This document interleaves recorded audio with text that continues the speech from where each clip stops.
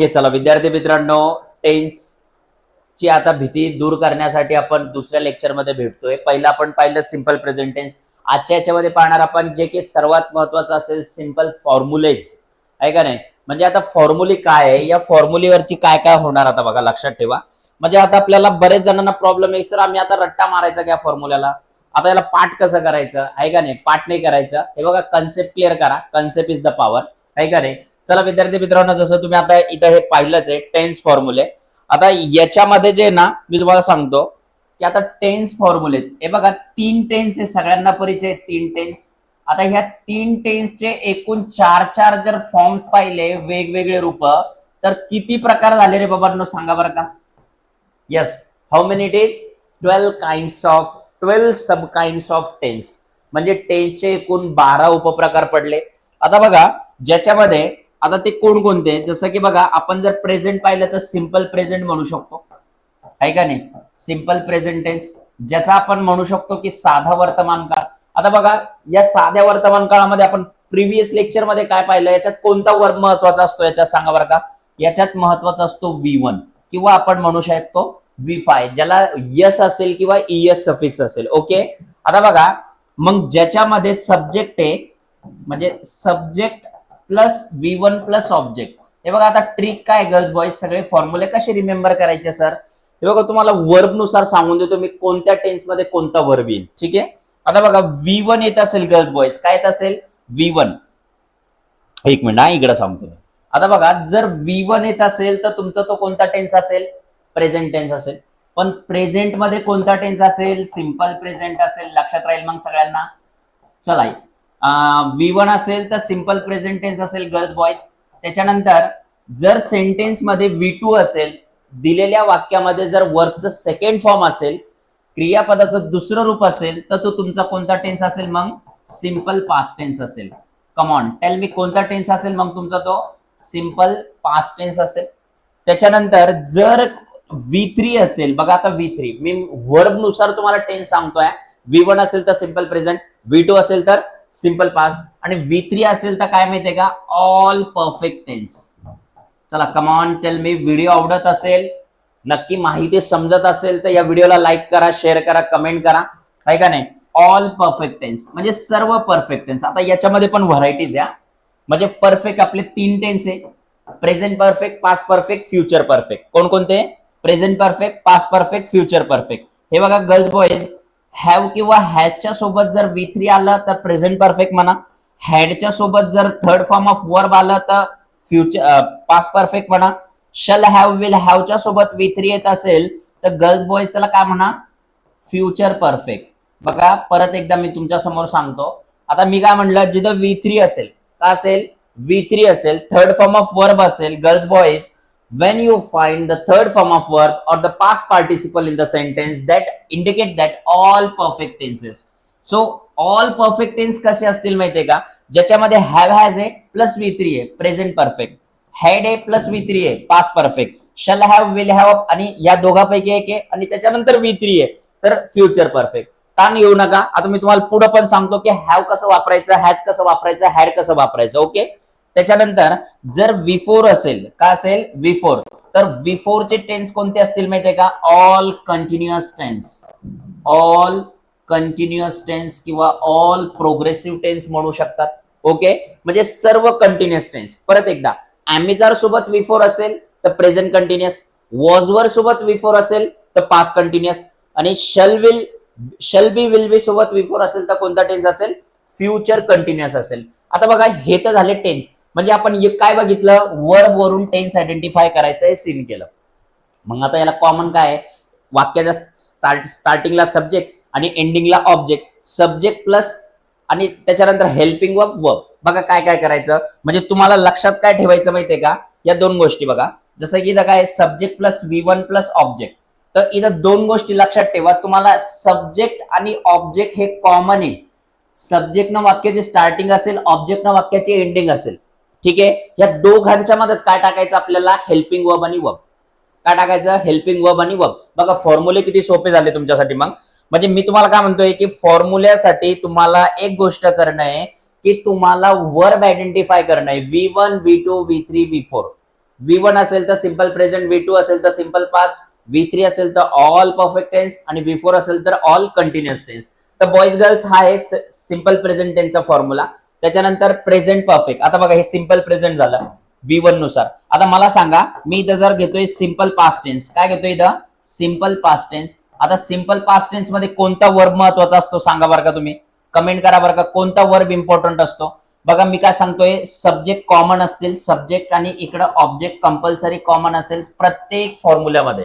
म्हणजे आपल्याला लक्षात काय ठेवायचं, फक्त हेल्पिंग वर्ब आणि वर्ब. ओके. आता याच्यामध्ये कॉमन बघा, जसं इथं V1 आहे, V1 V5, तर इथं काय येणार गर्ल्स बॉईज, तिथं V2 येणार. लक्षात राहील. मग आता हेच आपण सिम्पल फ्युचरचं बघूया. इकडे बघा, आता सिम्पल फ्युचरचं कसं करता येईल बघा.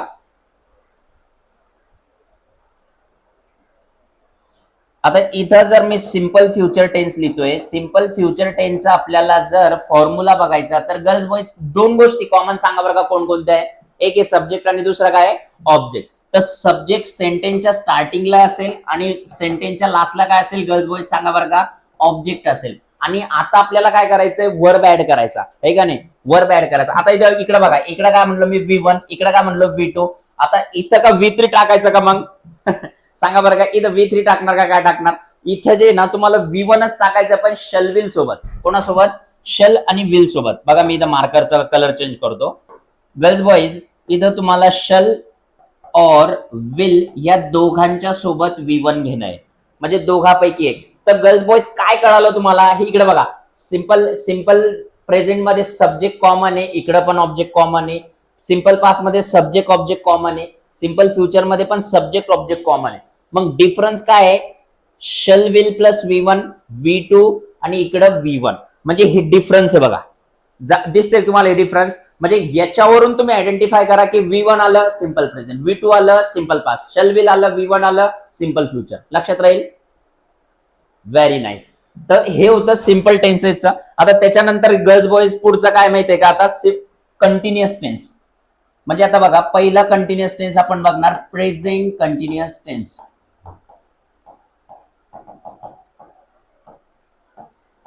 ओके.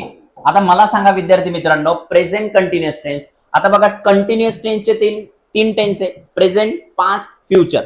कोणकोणते, मी म्हणतोय पहिले इथं प्रेझेंट, त्याच्यानंतर म्हणतोय पास्ट, त्याच्यानंतर म्हणतो काय फ्युचर.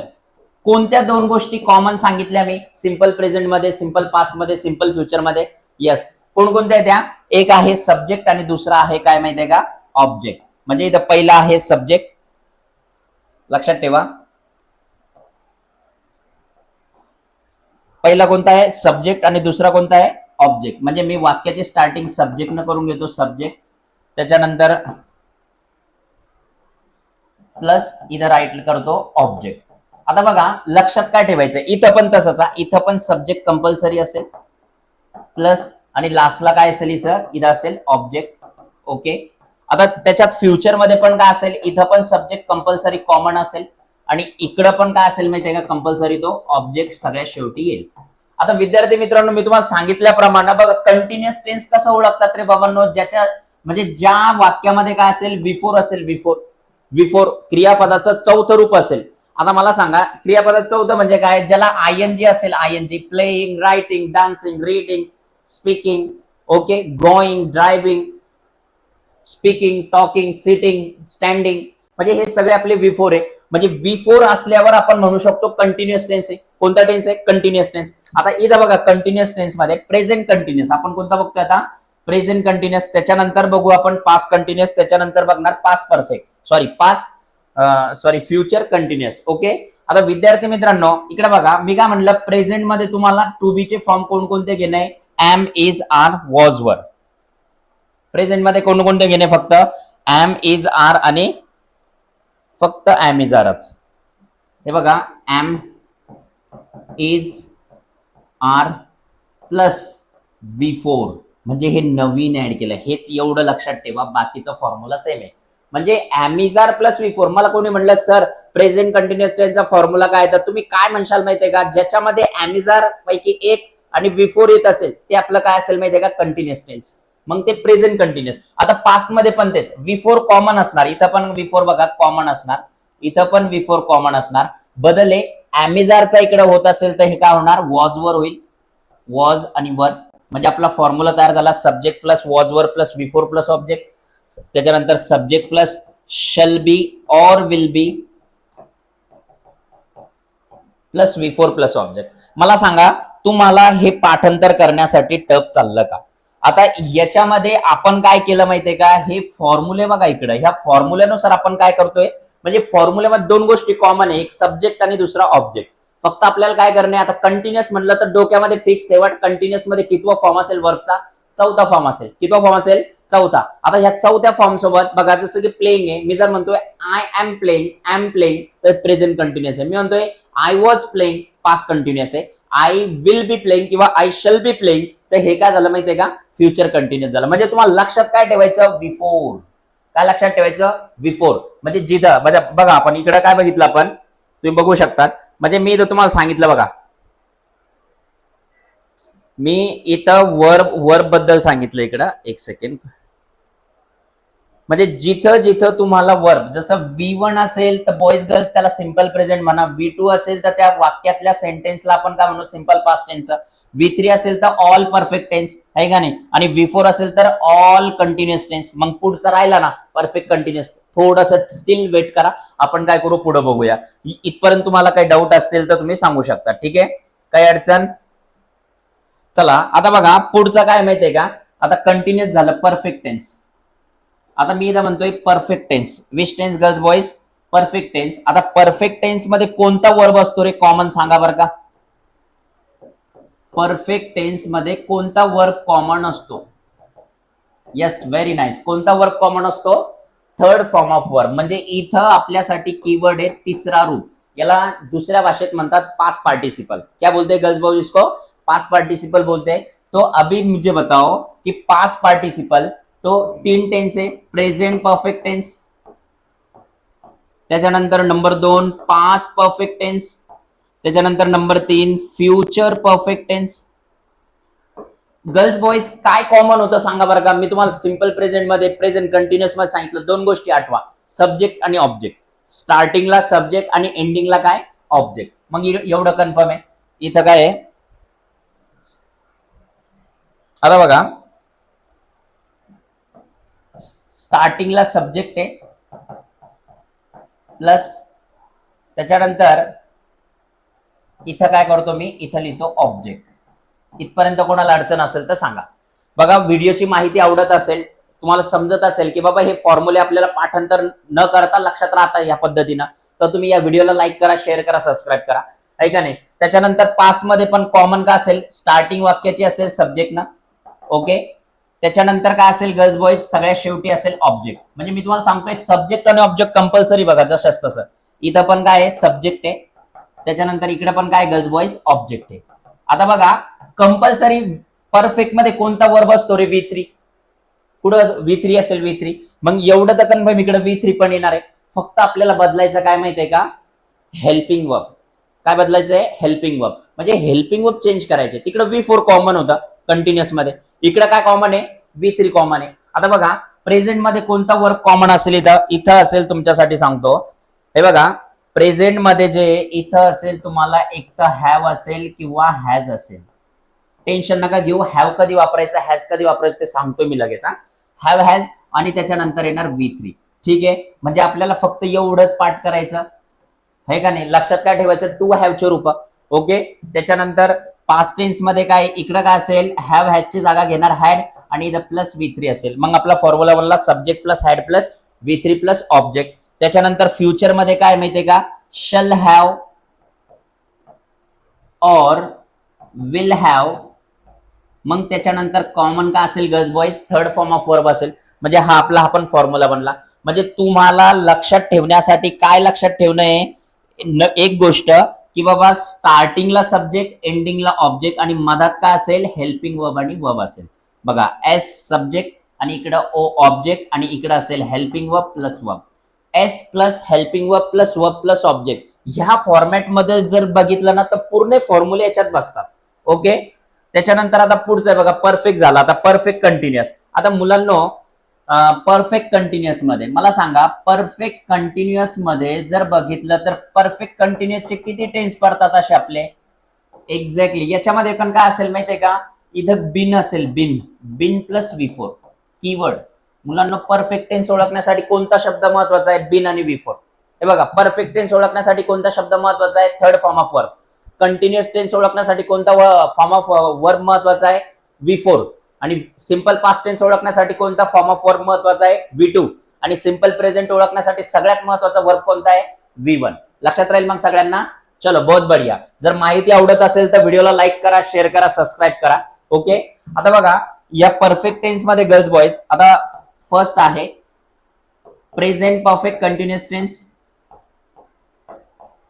सेकंड आहे past perfect continuous tense, third आहे फ्युचर परफेक्ट कंटिन्युअस टेन्स. आता विद्यार्थी मित्रांनो, आता हे बघा, चालू पूर्ण वर्तमान काळ, चालू पूर्ण भूतकाळ, चालू पूर्ण भविष्यकाळ.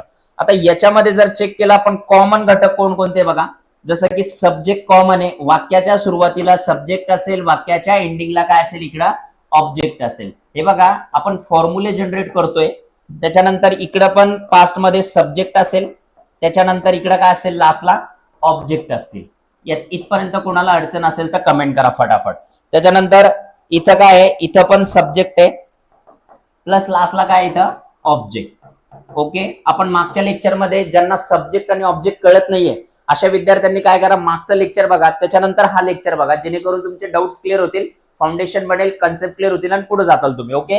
आता बघा विद्यार्थी मित्रांनो, आता मला सांगा, कंटिन्युअस मध्ये आयडेंटिटी काय रे? बिन प्लस V4. म्हणजे एवढं तर कन्फर्म आहे, इथं पण बिन प्लस V4, इथं पण, इथं पण, इथं पण.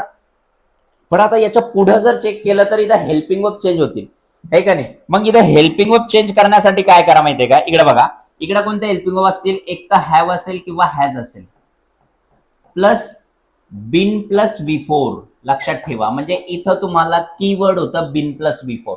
म्हणजे आपला फॉर्म्युला झाला subject plus have has plus been plus V4 plus object. Okay. त्याच्यानंतर पास्ट परफेक्ट मध्ये बघा, इथं काय असेल? हॅड असेल प्लस बिन प्लस V4 असेल. काही डाऊट याच्यामध्ये? मग म्हणजे आपला फॉर्म्युला आला subject plus had plus been plus V4 plus object. त्याच्यानंतर फ्युचर मध्ये काय माहितीये का? सब्जेक्ट प्लस शल हॅव और will have been plus V4. लक्षात राहील गर्ल्स बॉईज? मग म्हणजे आपण फॉर्म्युले तयार केले कशामुळं? आपण आपल्याला लक्षात ठेवा की ज्याच्यामध्ये आपण हेल्पिंग वर्ब आणि वर्ब ऍड करत चाललो फक्त. लक्षात राहील मग सगळ्यांना? आता बघा, हे होते फॉर्म्युले सगळ्यासाठी. परत एकदा ट्रिक सांगतो, पूर्ण फॉर्म्युले लक्षात ठेवण्यासाठी काय करा माहितीये का? कोणताही सेंटेन्स घ्या, त्याच्यामध्ये सब्जेक्ट कॉमन आहे, कॉमन आहे, कॉमन आहे, कॉमन आहे. प्रधानमंत्री द्वारा जनहित में जारी. म्हणजे ज्याच्यामध्ये सब्जेक्ट, आता सब्जेक्ट कंपल्सरी इथं, आणि इथं काय माहितीये का? हेल्पिंग वर्ब आहे, हेल्पिंग वर्ब. आता तुम्हाला लगेच सांगतो हेल्पिंग वर्ब कोणकोणते असणार, ठीक आहे?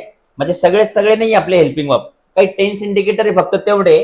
त्याच्यानंतर वर्ब, इथं पण वर्ब सारखा राहणार का? काही ठिकाणी V1 असेल, काही ठिकाणी V2 असेल, काही ठिकाणी V3 असेल, काही ठिकाणी V4 असेल, आणि काही ठिकाणी V5 पण असू शकतं. लक्षात ठेवा, म्हणजे हे वर्बचे फॉर्म राहणार. आणि त्याच्यानंतर ऑब्जेक्ट कंपल्सरी राहणार. या फॉर्म्युल्याच्या पलीकडे पूर्ण 12च्या 12 फॉर्म्युले तुमच्या ह्याच्यात बसतात म्हणजे बसतात.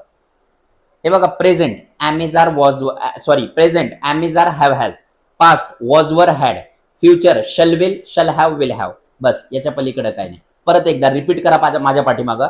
प्रेझेंट मध्ये कोणकोणते हेल्पिंग वर्ब येणार हे बघा, इथं सांगतोय मी. प्रेझेंट मध्ये येणार एम, इज, आर, त्याच्यानंतर येणार हॅव, त्याच्यानंतर येणार हॅज, ठीक आहे? पास्ट मध्ये कोणकोणते येणार गर्ल्स बॉईज?